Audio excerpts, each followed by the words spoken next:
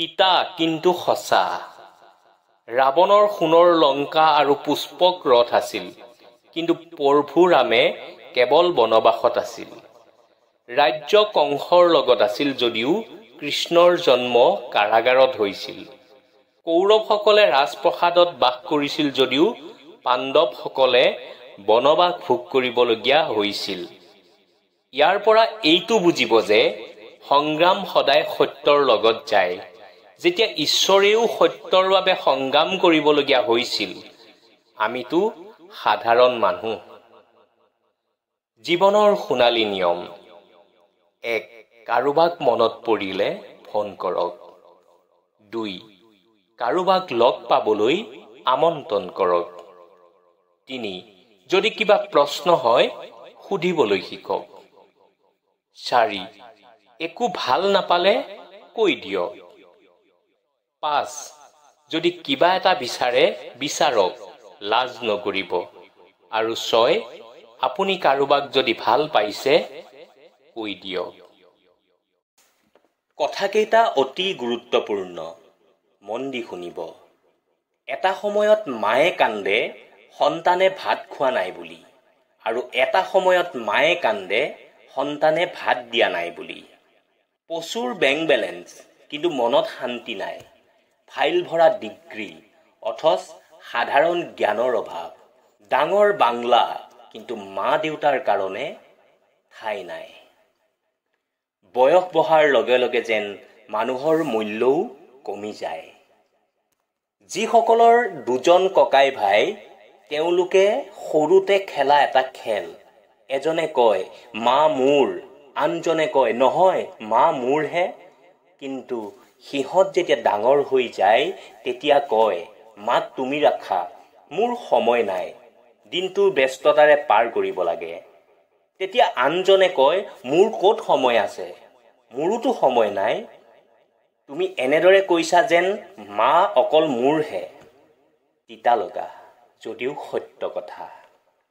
যদি কেতিয়াবা মা দেউতাৰ কাৰণে কিবা ত্যাগ কৰিব লগা হৈছে, মনত দুখ নকৰিব, কাৰণ সেই সৌভাগ্য সকলোৰে নাথাকে।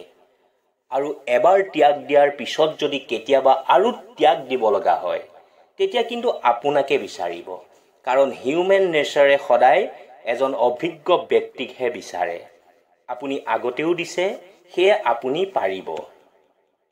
যিয়ে আনৰ দুখ আপোনাৰ আগত কয়, তেওঁ নিশ্চয় আপোনাৰ দুখৰ কথাও আনৰ আগত ক'ব। ভাল পোৱাবোৰ আমাৰ জীৱনত ঋণ হৈ আহে। সেইটোক আমি পৰিশোধ কৰিব লাগে, হয়তো ভাল পোৱাৰে নহয়, চকু পানীৰে। পৃথিৱীৰ সকলোতকৈ বেছি কৰা দুটা ভুল হৈছে: 1. প্ৰথমতে কাৰোবাৰ লগত ৰাতি জগাৰ অভ্যাস কৰা। দ্বিতীয়তে নিজে সুন্দৰ নহৈও কাৰোবাক অতিৰিক্ত ভাল পাই পেলোৱা। কিছুমান মানুহক আপুনি কেতিয়াও আস্থা ৰাখিব নোৱাৰে। সিহঁতে নিজৰ সুখৰ কাৰণে আপোনাক পাহাৰৰ ওপৰৰ পৰা ঠেলি পেলাই দিবলগীয়া হ'লেও অকণো কুণ্ঠাবোধ নকৰে। এজনী পত্নীয়ে যেতিয়া পতিৰ পৰা পুৰাপুৰি ভাল পোৱা, মৰম, সন্মান আৰু সহযোগিতা পায়, তাতকৈ ডাঙৰ উপহাৰ এজনী পত্নীৰ কাৰণে কি হ'ব পাৰে?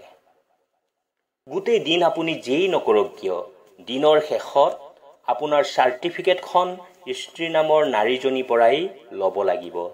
স্ত্ৰীৰ ওচৰত আপুনি উত্তম মানে আপুনি সঁচাকৈ উত্তম।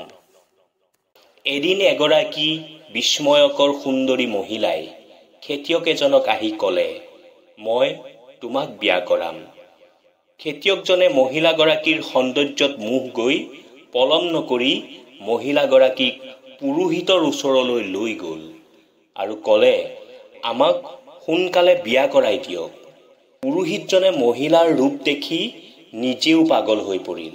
পুৰোহিতজনে তেতিয়া খেতিয়কক ক'লে, হে খেতিয়ক, তুমি এই মহিলাগৰাকীৰ বাবে উপযুক্ত নহয়, গতিকে এই মহিলাগৰাকীক মই বিয়া কৰাম। খেতিয়ক আৰু পুৰোহিতৰ মাজত কাজিয়া লাগিল।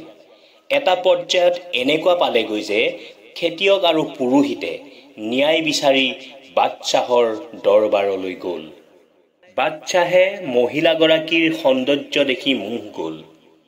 এতিয়া তেখেতে ক'লে, আপোনালোক দুয়োজনেই এই মহিলাৰ বাবে উপযুক্ত নহয়, গতিকে বিয়াখন মই কৰিম।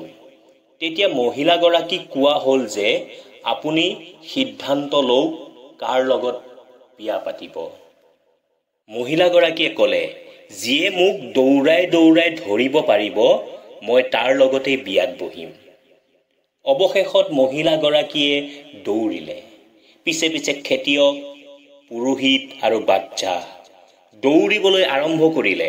দৌৰি দৌৰি এটা সময়ত খেতিয়কজনৰ মৃত্যু হ'ল। তাৰ অলপ পিছত পুৰোহিতজনৰো মৃত্যু হ'ল। এতিয়া বাচ্চাই মহিলাগৰাকীক ক'লে, মই অকলে আছোঁ, ব'লা বিয়াখন পাতি লওঁ।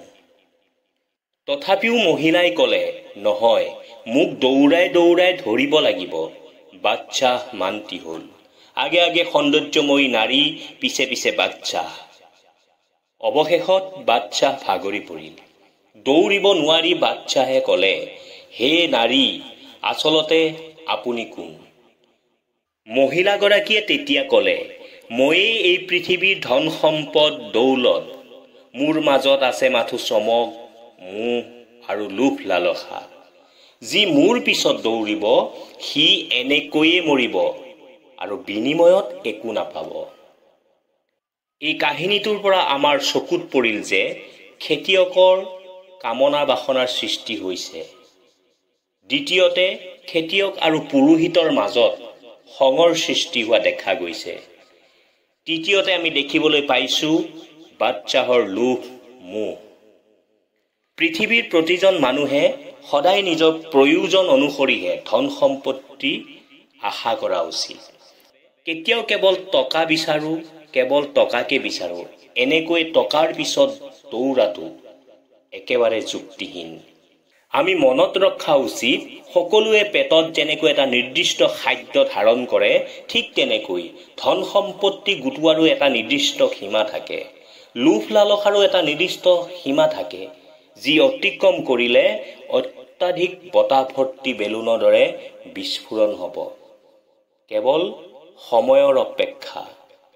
গতিকে আহক আমি পাৰ্থিৱ ধন সম্পত্তিৰ পিছত দৌৰি থকাতকৈ গোলকৰ প্ৰেম ধন লাভ কৰিবলৈ চেষ্টা কৰোঁ। মই সকলো জানো, এই কথাষাৰে মানুহক নাদৰ ভেকুলী বনায়। সন্মান যদি পাব বিচাৰে আনকো সন্মান দিয়ক।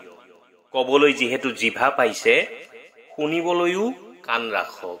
যদি কোনোবাই আপোনাৰ বেয়াটো কৰে তেন্তে অকণো অশান্তি নাপাব, কিয়নো বাস্তৱত সেইসকল লোকৰ আপোনাক মহত্ব দিবলৈ আৰু বেলেগ ৰাস্তাই নাই।